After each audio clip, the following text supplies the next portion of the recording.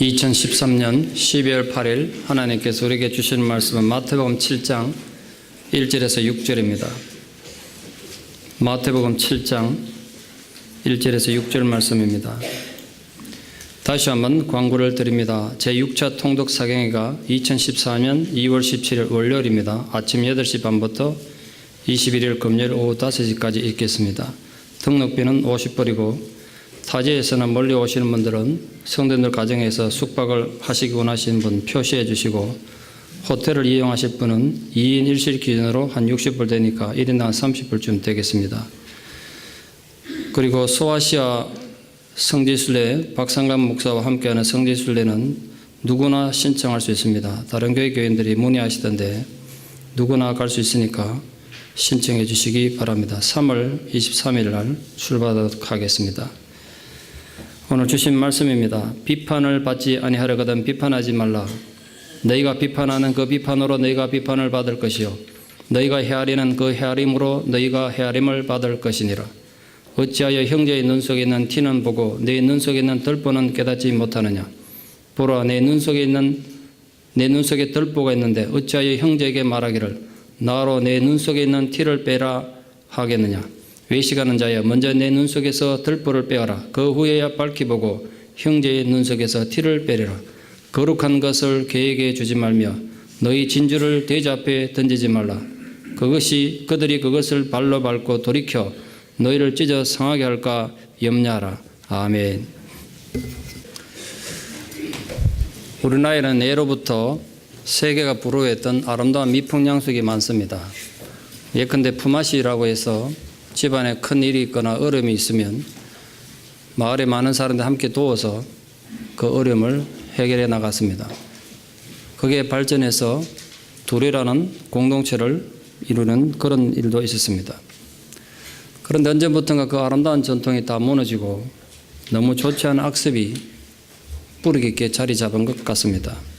우리 스스로 그렇게 자주 합니다만 무엇보다도 한국인들은 협동심이 없고 이웃에 대해서 비판하고 험담하기를 아주 좋아한다는 것입니다. 우리가 스스로 자주 하지 않습니까?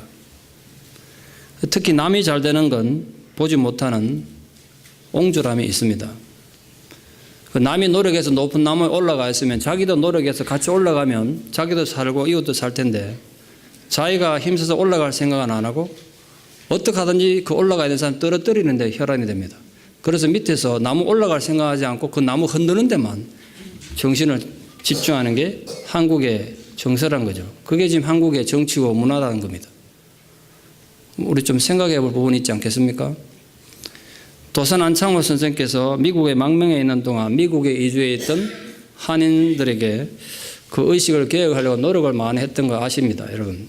도산 전집에 나오는 내용들입니다만 특히 나라 잃어버리고 소망 없이 미국 땅에 와 있는 조선의 젊은이들에게 안창호 선생께서 의식 개혁하기 위해서 틈만 나면 강론하고 교육하고 그렇게 했습니다.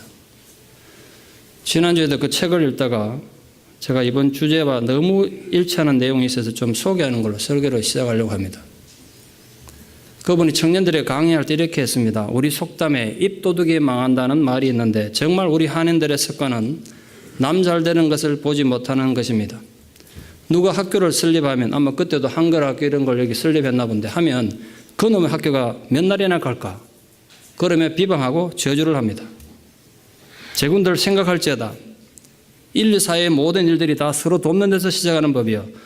누구보다 먼저 자기 민족끼리 서로 돕는 것이 이치의 현실인데 우리 대한 사람들은 자기 동족 중에서 여하한 좋은 일이 생겨도 한마디 말일망정 도우려고는 하지 않고 오히려 비방하고 저주하니 무슨 되는 일이 있겠는가? 과거와 현재에 우리 민족이 실체간 원인이 많겠지만 그중에 가장 큰 원인은 우리 민족 간에 서로 돕지 않고 서로 비난하고 저주하는 것에 있다.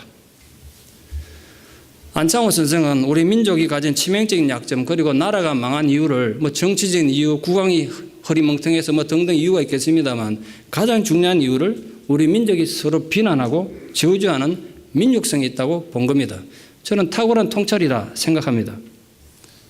이웃을 비난하고 비판하는 건 모든 인간들의 공통적인 나쁜 습관이 아닌가 그렇게 생각합니다. 그래서 그리스도의 제자들의 올바른 인간관계를 위한 아주 기초적인 계명으로 예수님 주신 것이 비판하지 말라는 것입니다. 물론 예수님의 의도가 무조건 판단하는 기능을 전부 버려라, 포기하라 그런 뜻은 아닐 것입니다. 여기서 비판은 자신의 선입견과 독선에 사로잡혀서 이웃에 대해 잔인하게 비판하는 것을 말합니다. 외식하는 바리새인들처럼 자신은 의인이고 다른 사람들은 전부 죄인이라는 독선에 사로잡혀서 습관적으로 다른 사람들을 죄인으로 정죄하고 비판하는 것입니다. 여러분, 왜 인간들이 남을 비판하는 걸 즐거워할까요? 왜 다른 사람을 비난하고 욕하는 것이 어떤 노래보다 더 재밌고 어떤 음식보다 더 맛있을까요? 이웃을 비판하는 인간의 심리적인 면을 좀 정리할 필요가 있겠다 생각이 들었습니다. 다른 사람을 비판하기 좋아하고 늘 부정적인 말을 늘어놓는 사람들은 대개 그 성격이 부정적이고 파괴적입니다. 이미 자기 내면에 심리적으로 남을 정죄하지 않고 남을 미워하지 않으면 불안하고 답답해하는 병적인 정서를 가진 분들도 많습니다. 여러분 뭐 그런 일이 있겠나 싶은데 성장 과정의 상처 때문에 그런지 그런 분이 의외로 많으세요. 오늘 또 설교 들으면 어떻게 내 얘기하는가 이렇게 생각하는 분이 있을지 모르겠습니다. 어떤 분들은 목사님 설교를 들으면 우리 집에 몰래카메라 달아놓고 설교하시는 것 같다 그러는데 전혀 제가 모릅니다. 여러분 어떻게 하는지. 저는 보편적인 인간들 얘기를 하는데 그게 해당 안 되는 사람이 없는 거죠 사실은. 오늘 얘기도 마찬가지 아니겠습니까? 누가 망했다 그래 기분이 좋아지고 누가 뭐 잘못됐다 그래 밥 마시고 잠이 잘 되고 이미 문제가 있는 거죠. 왜 그럴까요 도대체 인간들이. 남에 대해 말하기 좋아하고 남을 비방하고 험담하기 좋아하는 사람치고 인격이 제대로 갖춰진 사람 드물지 않습니까? 남을 흉보고 비난하는 배후에는 자신의 열등감을 감추려는 유치한 동기가 자리 잡고 있기 때문에 인격이 올바로 될 수 없습니다. 제가 설교 준비하다 다시 생각했습니다. 남을 비난하는 사람치고 행복한 사람은 없다. 남을 비판하고 비난하는 치고 행복해야 하는 사람 하나도 본 적 없습니다. 결국은 자기가 불행하니까 남을 비난하고 비판하는 겁니다. 행복한 사람 남을 비난 안 하더라고요. 우리 선거 때 상대방의 부정적인 면을 부각시켜서 자기의 정당성을 내세우는 네거티브 전략, 일명 마타도우라는 것 전통처럼 돼버렸습니다. 지난번 미국 대통령 선거할 때도 보니까 미국도 대단하대요 보니까. 별거 없을 때다 미국도. 선거에서만이 아니라 평소의 삶에서도 남들을 비판함으로써 자신의 정당성을 내세우고 안정감을 느끼는 이 왜곡된 정서가 많더란 거예요. 그것이 열등감으로 인해 정서적인 불구가 된 성인 아이들의 전형적인 특징입니다. 성인 아이들. 사람이 성숙하면 자기하고 생각이 좀 달라도 대화가 되고 타협이 돼요. 그러나 미성숙한 성인 아이가 되면 자기 억지가 진리가 됩니다. 제가 다시 뼈저리게 깨닫습니다. 사람의 실력이란 건요. 뭐 학위를 많이 했다고 공부를 많이 하는 게 실력이 아니라 나와 생각이 다른 그들과도 평화를 누릴 수 있는 게 실력이에요. 믿습니까? 내하고 전혀 생각이 다르고 정말 왜 사람이 저럴까 이런 사람들과도 더불어 하나님의 평화를 누릴 수 있는 게 특히 신앙인이 가질 수 있는 목회자가 가질 수 있는 최고의 실력이라 생각합니다. 그게 없으니까 오늘날 많은 하나님 공동체가 문제를 겪는 거 아니겠습니까? 여러분 그런 면에서 실력 있는 성도가 되기를 축원합니다. 나하고 생각이 다르고 뜻이 달라도 늘 갈등을 겪을 필요가 없는 거예요. 그 속에서 어떻게 하면 평화를 누리고 어떻게 화평을 누릴 것인가. 그게 신앙인의 실력이라고요. 또한 사람이 자기 의에 빠져 있으면 남을 쉽게 비판합니다. 예를 들어서 북한이 대포 쏘고 총 쏴놓고도 원인 제공을 남만 했다고 비판하는 거 보세요. 똑같습니다. 자기가 하는 건 무조건 옳고 남이 하는 건 무조건 비판하는 건 북한 독재 정권 같은 심리 상태가 작동하기 때문에요. 그 역시 성인 아이들의 전형적인 특징입니다. 이 부부간에도 이런 경우 얼마나 많습니까?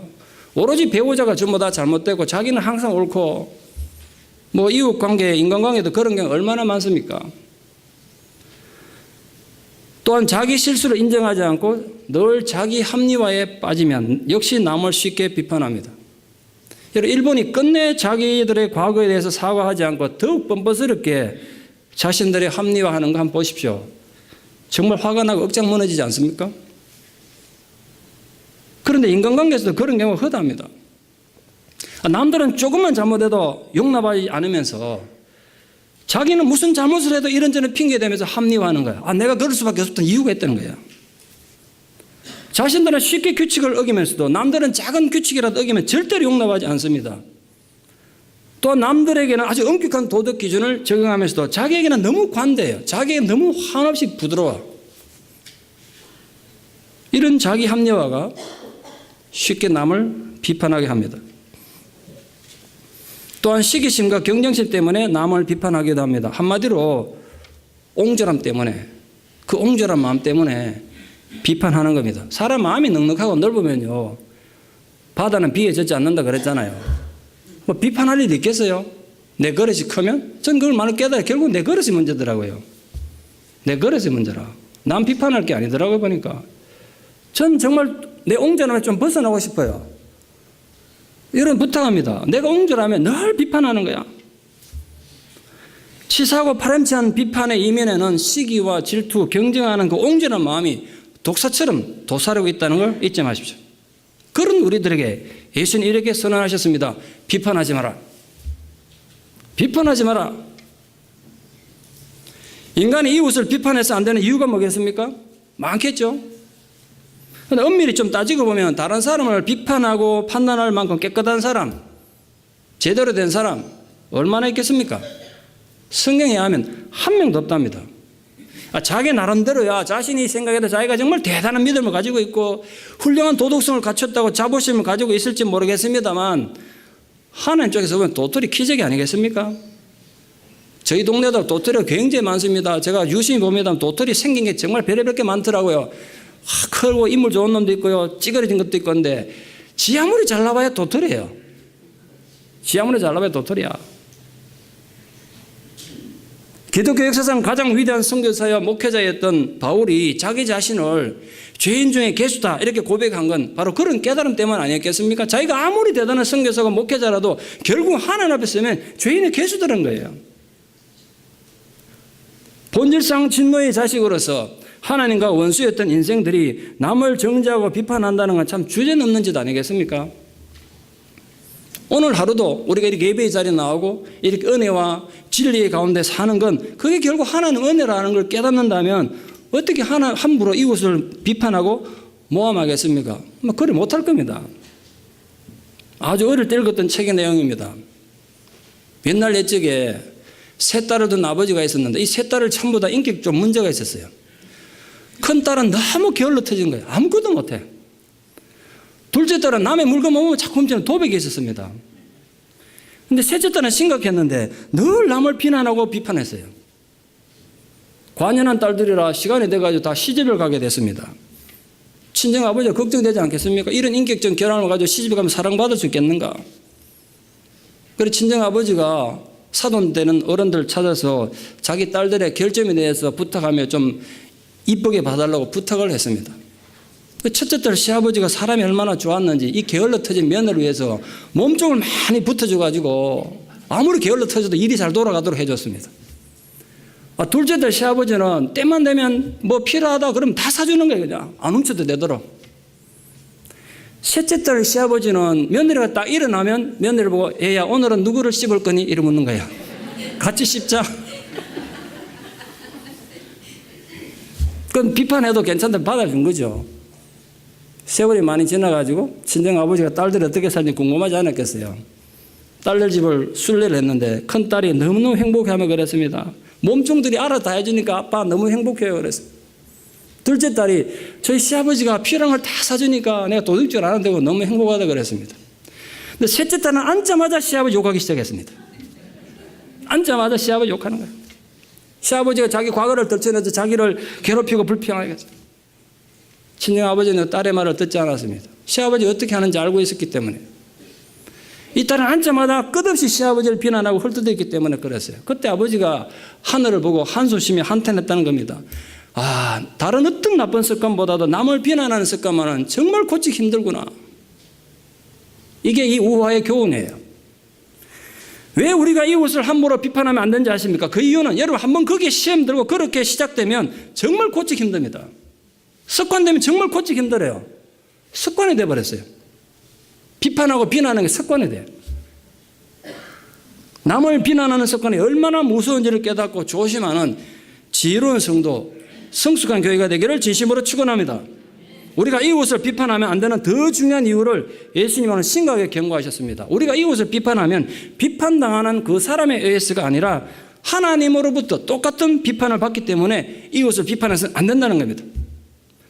우리가 누구도 함부로 이웃을 비판할 권리를 갖고 있지 않지 않습니까? 누가 이웃을 함부로 비판할 권리와 실력을 갖고 있습니까? 없죠. 오늘 이 본문 말씀을 성도님들 어떻게 좀 잘 가르칠 수 있을까 묵상하는 가운데 딱 떠오른 작품이 하나 있었습니다. 셰익스피어의 베니스 상이라는 작품입니다. 뭐 많이들 아시리라 생각합니다만, 베니스의 상인 안토니오에게 가장 친한 친구인 바시니오라는 친구가 있습니다. 근데 이 친구가 그에게 상속인 포샤에게 청혼하러 가고 또 그에 결혼하기 위해서 멀리 가야 되는데 비용이 필요해서 돈을 빌리러 왔어요. 안토니오도 지금 다른 나라에 물건 수입하느라 전 재산 투자해가지고 배를 출항시켜서 가진 돈이 없어서 힘든 상황이었지만 친구 결혼하러 가겠다는데 돈 빌려달라는데 안 줄 수 없어가지고 할 수 없이 그 지역의 고리 대금업자인 샤일록이라는 사람을 찾아가서 돈을 좀 빌려달라고 그럽니다. 이 유태인의 어떤 흉악한 샤일록은 평소에 이 크리스찬인 안토니오를 미워하고 있었는데 이번 기회에 안 갚아말려고 이렇게 계약서를 맺습니다. 내가 돈을 빌려줄 테니까 만약 기한 내에 돈을 갚지 못하면 돈 안 갚아도 좋으니까 당신 살을 1파운드 떼내자 이런 거예요. 사람 살 1파운드 잘라버려서 죽지 당장. 안토니오가 고민이 되지 않겠습니까? 그래도 친구를 위해 가지고 할 수 없이 그 조건에 사인하고 돈을 빌렸습니다. 그런데 운이 없게도 이 안토니오 배가 폭풍으로 실종되는 바람에 파산해버렸습니다. 당연히 샤일록에게 돈을 못 갚은 건 당연하겠죠. 그러니까 샤일록이 계약대로 살 1파운드 잘라내야 된다고 법원에다 손해배상 청구를 했습니다. 근데 안토니오는 당장 죽게 생겼습니다. 그런데 그 재판을 주관한 판사는 안토니오에게 돈을 빌려갔던 바사니오와 결혼한 포샤였습니다. 여자가 남장을 하고 판사 자리에 앉아 있으니까 아무도 몰라본 거죠. 포샤는 딱 보니까 지금 상황이 이해되지 않습니까? 그래서 샤일록에게 타이르면서 몇 번 부탁합니다. 자비를 이 사람에 베풀어라. 안토니오에게 자비를 좀 베풀어라. 그래도 계속 막무가내입니다. 그게 표사에는 자기 돈이 있으니까 그럼 내가 당신이 빌려줬던 돈의 3배를 줄 테니까 계약서를 찢어버리자. 그때 샤일록이 이렇게 말합니다. 셰익스피어가 워낙 문장이 뛰어납니다만 이렇게 표현해놨습니다. 판사님의 그 판결은 좋기는 하나 지금의 내 결심은 인간의 혓바닥의 힘으로는 돌릴 수가 없습니다. 문장이 멋있지 않습니까? 인간이 혓바닥으로 못 돌린다는 거예요. 막무가내예요. 그래서 하는 수 없이 포샤가 그럼 당신이 원하는 대로 안토니오의 살을 1파운드 잘라가라. 그러니까 이제 샤일록이 살판 난 거죠. 위대하시고 훌륭하신 재판관이라고 막 칭찬합니다. 그때 포샤가 이렇게 말해요. 이 계약서에 하면 안토니오의 피에 대한 권리는 당신이 갖고 있지 못하기 때문에 살 1파운드를 잘라가되 절대로 피 한 방울 흘려서는 안 된다. 한 방울의 피라도 흘리면 너 죽는다 그랬어요. 피 안 흘리고 어떻게 살을 잘라갑니까? 머리가 빨려 돌아간 유대인이었던 샤일록이 생각해 보니까 이럴 바에 돈이나 챙기자. 그래가지고 그럼 판사님 내가 살을 안 가져가고 아까 주식했던 원금의 3배를 가져가겠습니다. 그때 포샤가 말합니다. 안 된다. 이미 때는 지났다. 네가 쓰는 계약서 그대로 해라. 그대로. 네 그대로 갚아야 한다. 그렇게 강조했습니다. 안토니오를 해치려던 샤일록의 꿈은 좌절되고 오히려 살인 의도 혐의로 재산을 몰수당한 위기에 처하는 게 베니스 상인이라는 희곡의 줄거리입니다. 잔인한 방법으로 남을 해치려다가 오히려 자기 함정에 빠졌습니다. 그처럼 이웃을 가혹하게 정죄하고 비난하다가 자신이 정죄당하는 일이 없도록 주의해야 한다는 것이 오늘 주님의 교훈의 의미입니다. 예수님은 우리 스스로 이웃에 대한 심판관이 되어서는 안 된다고 경고하셨어요. 그렇지 않으면 너도 하나님께 똑같은 심판을 받게 될 것이라고 경고하셨습니다. 왜 그렇습니까? 하나님 보시기에 어른 인간 하나도 없고 모든 인간은 하나님의 그 심판에서 면제되지 않기 때문에 그렇습니다. 궁극적으로 남을 심판할 권리를 가진 사람 아무도 없지 않습니까? 인간이 인간을 정죄하고 심판하는 건 사실은 하나님 권위에 대한 도전이고 마지막 심판에서 그에 상응하는 정죄를 받게 되기 때문에 그래서는 안 된다는 거예요. 예수님은 남을 비판하는 것만이 아니라 남을 헤아리는 것도 마찬가지로 금지하셨습니다. 이 헤아린다는 말은 원래 건축 용어입니다. 공간이나 이 거리를 측정해서 치수를 재는 걸 말합니다. 오늘 본문에서는 남에 대해서 지 마음대로 이러쿵저러쿵 헤아려가지고 남을 비판하는 걸 말합니다. 하나님 그걸 엄격히 금지하셨습니다. 근데 신앙인들의 가장 큰 문제가 사람들이 여러 사람이 모여 살다 보니까 형편도 모르면서 남의 입장에 서보지도 않았으면서 너무 쉽게 남에 대해서 판단하고 헤아리는 겁니다. 너무 쉽게 남의 얘기를 해요. 때로는 도를 넘어서 너무 심하게 남의 판단하는 걸 봅니다. 저는 그게 굉장히 궁금합니다. 사람들이 이렇게 쉽게 남을 비판하고 비난하고 원망하고 불평하는 건 그냥 없어지는 것인가? 그리고 한 사람들이 회개할 일도 없을 거고 그런 죄는 그냥 사라지는 것인가? 정말 궁금합니다. 목회자로서. 천국 가가지고 내가 꼭 알아보려고 합니다. 그런데 천국 가서 심심할 일이 없을까? 저는 궁금한 게 너무 많아가지고.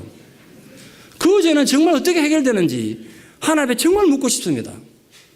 그러니까 여러분 함부로 비판하지 마십시오. 그게 그냥 사라지겠습니까?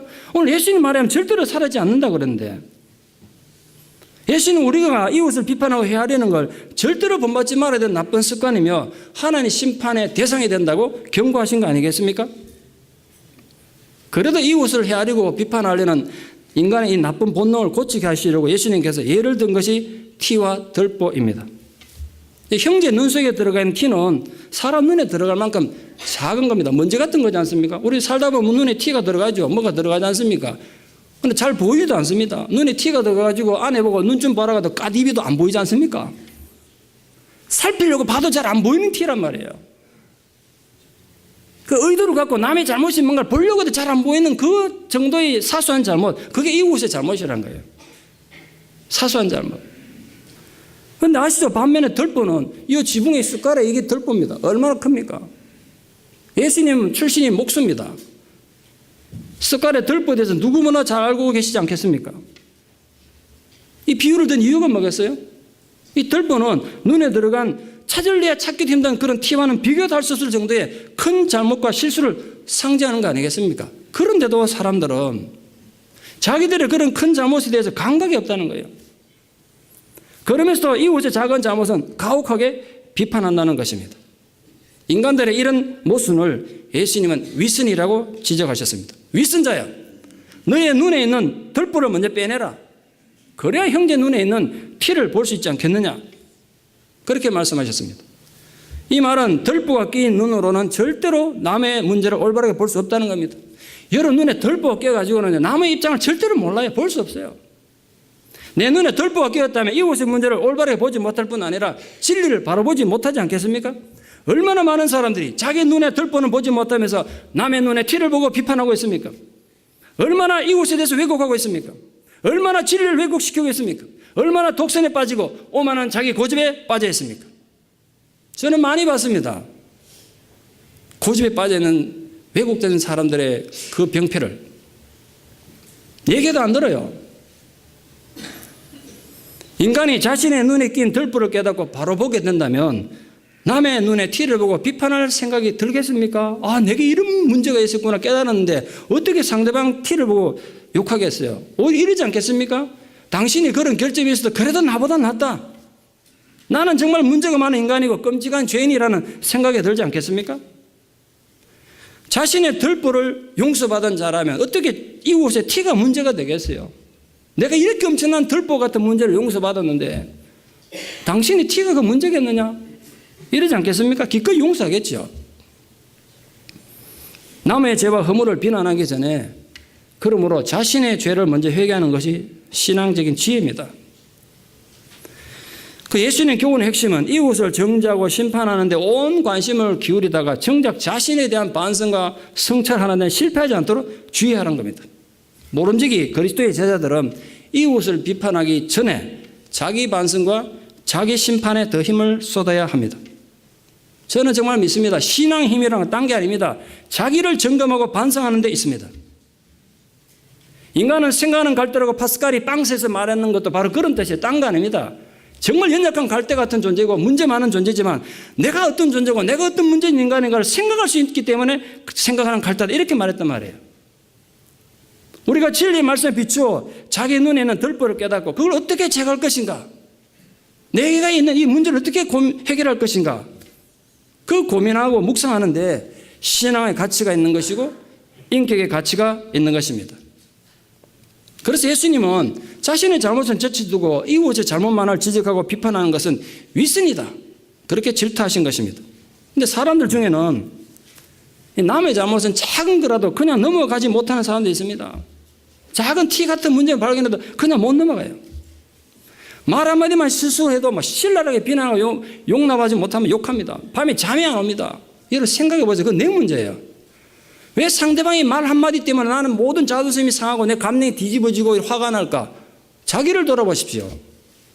분명히 내게 문제가 있습니다. 이 책 제목입니다. 분명히 나에게 문제가 있다. 그냥 문제가 있다가 아니에요. 분명히 나에게 문제가 있다. 내 문제란 말이에요. 왜 나는 화가 날까? 그 말 한마디 때문에. 결국 내 열등감은 내 상처란 말이에요. 그러면서 자신은 얼마나 많은 문제를 가지고 있는지 전혀 반성하지 않습니다. 자기 눈에 들보를 보지 못하기 때문에 그렇죠. 그게 동물적인 삶 아니겠습니까? 개 같은 삶이 따로 없습니다. 바로 그런 독선적인 삶이 개 같은 삶이고 돼지 같은 삶 아니겠습니까? 이 인류의 대부분의 문화에서 사람의 인격을 개와 돼지에 비유하는 걸 아주 싫어합니다. 개와 돼지의 인격을 비유해서 좋아할 문화가 없죠. 어느 문화에서나 개와 관련된 욕이 없는 나라가 없습니다. 동서양을 막론하고 개에다 비유하는 건 다 욕이 됩니다. 어느 문화에서나 돼지는 더럽고 탐욕스러움의 상징입니다. 돼지가 지혜와 깨끗함의 상징되는 그런 문화는 없습니다. 다 더럽고 탐욕을 상징합니다. 예수님이 개와 돼지라는 정말 아주 원색적인, 누가 들어도 나쁜 의미를 가진 그런 원색적인 비유를 들어서 오늘 말씀하신 이유는 이 말씀을 듣는 사람들이 정신 바짝 차리게 하기 위해서예요. 보통 말해서는 안 들으니까. 오늘 본문에서 개와 돼지에게 주지 말아야 될 진주와 거룩한 것은 예수님이 선포하신 하나님 나라의 복음을 나타내는 비유가 분명합니다. 그렇다면 개와 돼지는 누굴까요? 누구를 가리키는 말일까요? 하나님을 모르는 이방인들일까요? 그건 분명히 아닙니다. 예수님께서 땅끝까지 이르러 내 증인이 되라고 말씀하셨는데 그렇게 복음을 전하라고 하셨는데 이방인들을 개, 돼지 취급하면서 반감을 조성했을 리가 없습니다. 적개심을 심었을 리가 없어요. 결국 개와 돼지는 진리를 알면서도 왜곡하는 자들입니다. 복음을 듣고도 회개할 줄 모르는 악한 인간들을 말합니다. 물론 교회 밖에도 개와 돼지 같은 존재가 분명히 있을 것입니다. 그러나 개와 돼지는 교회 밖에만 있는 것이 아니라 교회 안에도 많습니다. 분명 본문에서 개와 돼지는 믿지 않는 자들을 말하는 것이 아닙니다. 예수님 지금 교훈의 대상은 분명히 제자된 교회와 성도들입니다. 그래서 앞의 교훈과 연결해서 생각해 보면 개와 돼지는 복음을 듣고도 올바른 반응을 하지 않고 이웃을 비난하고 하나님 공동체를 더럽히는 사람들을 말합니다. 너무 심하게 교회를 비난하고 하나님의 사람들을 비난하는 자들을 개와 돼지로 표현한 것입니다. 특히 바울의 성경을 비춰보면 그게 확실해 보입니다. 이런 바울이 얼마나 진심으로 선교하고 목회를 했습니까? 그러나 끝내 회개하기를 거부했을 뿐 아니라 바울의 사역을 방해했던 자들이 많았습니다. 바울은 그들의 이름을 기록에 남겨서 세월을 초월하여 개처럼 돼지처럼 취급받게 한 것을 보면 분명히 개와 돼지는 교회 안에 있었던 것 같습니다. 여러분 예수를 믿는 사람들이 최소한 개나 돼지처럼 행동하지 말아야 하지 않겠습니까? 오늘 예수님 말씀 듣고 어떤 아무런 느낌이 없습니까? 그런 존재는 되지 말아야죠. 그렇다면 문제는 이겁니다. 이런 질문이 당장 드려야 됩니다. 그럼 나는 어떻게 해야 되냐? 그럼 우리는 어떻게 해야 되냐? 우리는 어떻게 해야 예수님께서 말씀하신 개와 돼지 같은 존재가 되지 않고 남을 비판하는 그래서 비난받지 않는 자가 되는 하나님의 아름다운 성도가 될 것인가? 우리는 오늘 본문에서 무슨 교훈을 얻어야 하는가? 그런 질문이 당장 드려야 되지 않겠습니까? 그래서 묵상 가운데 깨달은 몇 가지 하나님의 지혜를 여러분과 나누고자 합니다. 첫 번째 부탁드립니다. 대안 없는 비판을 하지 않도록 주의하십시오. 대안 없는 비판. 비판을 위한 비판은 악한 것입니다. 비판하십시오. 그러나 비판에는 반드시 대안이 있어야 합니다. 대안 없이 비판만 하는 건 파괴적입니다. 또 비판을 하려면 대안을 제시해야 되고 그 대안은 원래 계획보다 더 나은 것이어야 합니다. 내게 대안이 없으면 내 마음에 들지 않아도 따라야 합니다. 그게 민주사회의 기본 질서이고 인간관계의 기초입니다. 그러나 우리나라는 고대로부터 비판을 위한 비판이 아주 발달한 민족 아닙니까? 이게 얼마나 타당하냐, 얼마나 명분이 있냐, 그거보다 이 사람이 나의 적이냐, 친구냐, 이게 더 중요합니다. 나의 적이 내는 의견은 아무리 좋은 것이라도 무조건 반대하고 비판해 오지 않았습니까? 한국의 정치가, 조선의 정치가 그러지 않았습니까? 지금도 그렇지 않습니까? 적어도 우리 신앙인들은 그런 옹존함에서 벗어나야 하는 것입니다. 둘째로, 인간은 누구나 불완전하고 결점투성이므로 남을 비판하기 앞서 스스로를 먼저 돌아봐야 합니다. 여러분, 기독교 신앙의 최고 윤리는, 저는 그렇게 생각합니다. 기독교 신앙의 최고 윤리는 자기 반성에 있습니다.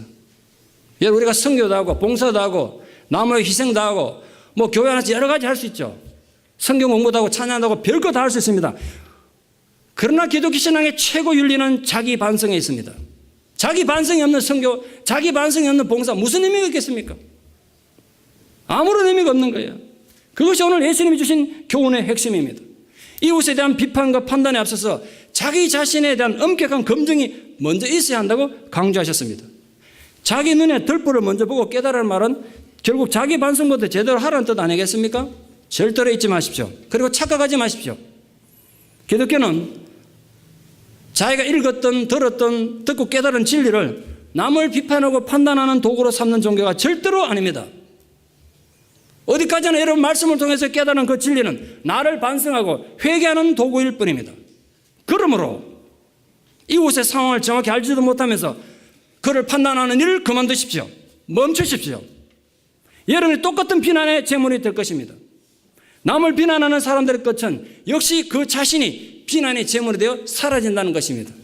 저는 그래서 사라진 사람 많이 봤습니다. 비난하지 마십시오. 여러분도 그 비난의 대상에 대해서 한순간 사라질 것입니다. 셋째로, 사랑이 우선이라는 것을 기억해 주십시오. 오늘 본문 2절에 너희가 비판하는 그 비판으로 너희가 비판을 받을 것이고 너희가 헤아리는 그 헤아림으로 너희도 헤아림을 받을 것이다. 이 말씀을 거꾸로 해석하면 어떻게 되냐면, 만약에 반대로 너희가 너희 이웃의 허물을 관용과 사랑으로 감싸주면, 그렇게 이해하면 세상도 너희를 관용과 이해로 감싸주고 대해줄 것이다. 이런 뜻 아니겠습니까? 결국 비판하지 말라는 주님의 가르침을 다른 말로 하면 이웃을 사랑하라는 겁니다. 이웃을 비판하지 않는 것이 곧 이웃을 사랑하는 거 아니겠습니까? 신앙인들의 최대의 이 문제가 무엇이에요? 입으로 늘 사랑을 부르짖으면서 말로는 너무 죄를 많이 져요. 보지 않는 것을 너무 함부로 남의 얘기를 하고 너무 함부로 비판해요. 그 모순이고 위선이에요. 결국 다른 사람을 비판하기에 바쁜 사람은 자신이 하나님께 용서받았다는 증거가 없어서 그래요. 용서받지 못했다는 증거예요. 우리 모두 그리스도에게 생명을 빚진 자들 아니겠습니까? 우리의 죄악과 허물로 말미암아 죽었던 우리가 그리스도의 보혈에 힘입어서 새 생명 얻었기 때문에 그렇습니다. 우리가 결코 함부로 남을 비판하지 말아야 될 가장 중요한 이유는 바로 여기에 있습니다. 문제는 내가 그런 죄인이라는 것과 내가 그런 엄청난 용서를 받았다는 사실이 믿어지지 않으면 용서가 안 되는 거죠. 그 결과 비판과 비난을 입에 달고 사는 겁니다. 그러면 안창호 선생의 말처럼 입 도둑에 망하는 겁니다. 누가 나를 망하게 해서가 아니라 스스로 망하는 것입니다. 마지막 네 번째로, 그러므로 말을 많이 하지 않도록 훈련하십시오. 이미 설교드린 것처럼 사람 말이 많으면 실수가 많고 그 많은 말 중 대부분은 부정적인 거지 않습니까? 여러분 주변의 사람들을 나중에 오늘부터라도 좀 관찰하십시오. 이때까지 생각을 사셨더라도 주변에 말 많은 사람들 한번 보십시오. 그 말들이 주로 어떤 말이 많은가? 하나님의 나라를 세우는데 은혜가 되고 상처 입은 사람들을 회복시키고 위로하는 경우가 많습니까? 아니면 하나님의 나라의 화평을 깨뜨리고 분노하게 하고 미움과 원망을 일으키는 말을 많이 합니까? 특히 남을 지도하는 사람이 그렇게 말이 많으면 치명적인 독을 퍼뜨리는 겁니다. 부디 비판하는 파괴진 입술로 자신을 망하게 하고 이웃을 망하게 하지 않기 위하여 말부터 줄이십시오. 긍정적인 말, 사람을 세우는 말, 공동체 화평을 가져오는 말을 훈련하십시오. 할 필요가 없는 말, 해도 누구에도 유익이 되지 않는 말 하는 건 결국은 내 영생이 그만큼 파괴됐다는 증거 아니겠습니까? 여러분 다른 거 다 속일 수 있습니다. 남들에게 기도하는 척 할 수 있고요. 봉사해서 사랑이 많은 척 할 수 있습니다. 그러나 여러분 말은 못 속입니다. 여러분 말이 인격입니다. 여러분 말이 신앙의 수준입니다. 저는 많은 사람을 대해본 데다 또 신약을 공부했지 않습니까? 사람 앉아서 몇 마디 해보면요. 그 인격 바닥이 거의 다 드러납니다. 그건 못 속여요. 속일 수 없는 거예요. 그래서 평소에 말을 그만큼 주의하셔야 돼요. 말 한마디에 천근같이 무거워야 된다고. 말이 많으면 결국 문제가 많을 수밖에 없어요. 내가 몇 주 전에 설교했는데 다시 강조드립니다. 하나님 일 하려는 사람 말부터 줄이세요. 누구나 말할 것 없이. 생존 경쟁에 시달리다 보면 조그만 허물도 용납하지 못하고 약점만 물고 늘어지려고 하는 더러운 유혹에 자신도 모르게 끌려 들어갈 때가 많습니다. 그럴 때일수록 우리 오늘 주님께 주신 말씀을 가슴에 깊이 새겨서 선으로서 악을 이기는 승리의 삶을 살아가야 할 것입니다. 지난주 신문에서 읽은 칼럼의 내용입니다. 이 기자분이 서울 대형병원 영안실을 갔다 와서 그 느낌을 적어놨던데, 미국도 마찬가지 아니겠습니까만 서울 대형병원의 영안실 장례식장의 주차장에 가면 새삼 느끼는 건 사람들이 너무 조심하고 배려하는 기색이 역력하다는 거예요. 차를 넣을 때도 그렇고 뺄 때도 그렇고 서로 양보하고 착하고 순해진다. 장례식장에 오면. 여기 벗어나면 또 과격하게 몰고 함부로 경제 올리고 남 추월할 망정, 이 장례식장에서만 다르다는 거예요. 이유가 뭘까요? 방금 인생의 결정적인 장면, 누구도 피할 수 없는 절차를 목격하고 나온 덕분에 그렇다는 거예요. 그 문상은 우리들 삶에서 일종의 과속 방지턱 역할을 한다, 이렇게 적어놨더라고요. 자신을 찬찬히 돌아보는 거울 역할을 하기 때문이다. 제가 그 글을 읽고 공감하면서 깨달은 것이 있습니다. 사람들이 자신을 돌아보고 겸손한 자세를 가질수록 남을 함부로 비판하지 않는다는 것입니다. 그런데 제 짧은 목회 경험과 제 이때까지 배운 학문과 모든 경험을 동원해서 깨달은 건 남을 비판하는 사람일수록 자신에 대한 비판은 받아들이지 못한다는 것. 동의되십니까? 남에 대해서 비판을 잘하는 사람일수록 자신에 대한 비판을 못 받아들이더라고. 고집만 피우지. 자기의 잘못은 받아들이지 못해. 가르쳐도 안 들어. 고집만 세지더라고. 그 무슨 발전이 있겠습니까? 인간이 그래서. 자신은 잘못이 없다고 생각하는 교만과 내면의 열등감으로 인한 상처 때문에 그렇습니다. 이런 비판하는 일을 절제하기 위하여 나 자신의 문제를 살피는 데 힘을 쏟으십시오. 여러분 부디 자신에 대해서 너무 관대하지 마십시오. 사람들이 자기에게 너무 관대해. 남들에게 남격하면서.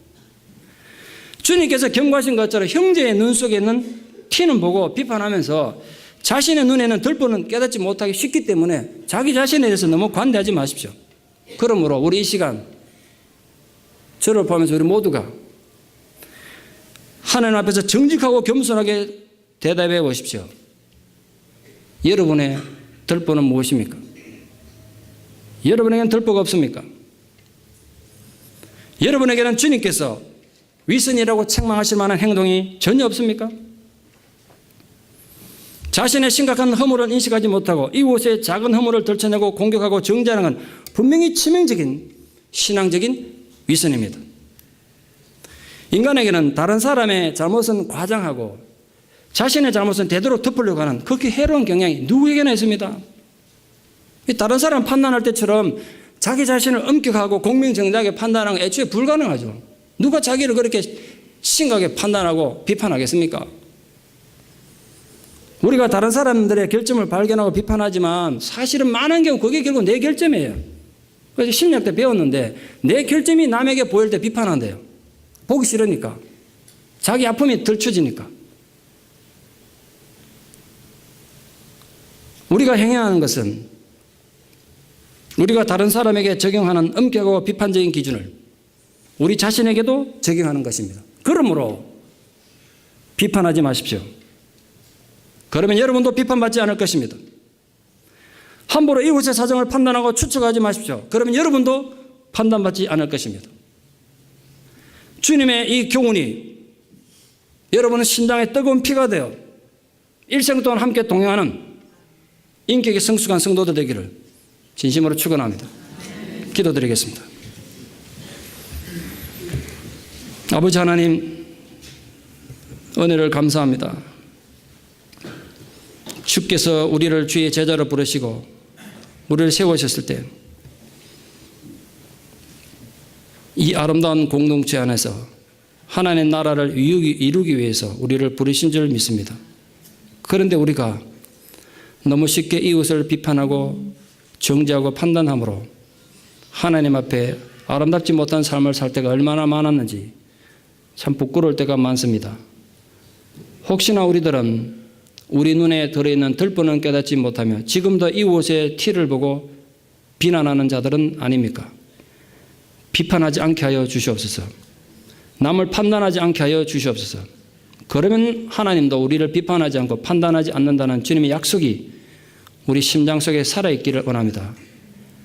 주님이 심각하게 개와 돼지를 비유 드셨는데 적어도 그리스도의 제자된 자들이 그렇게 동물적인 삶을 살아가지 않을 수 있도록 우리 자신에 대한 엄격한 반성과 자기 개발에 있어서 아름답게 세워져가는 믿음의 공동체가 되게 하여 주시옵소서.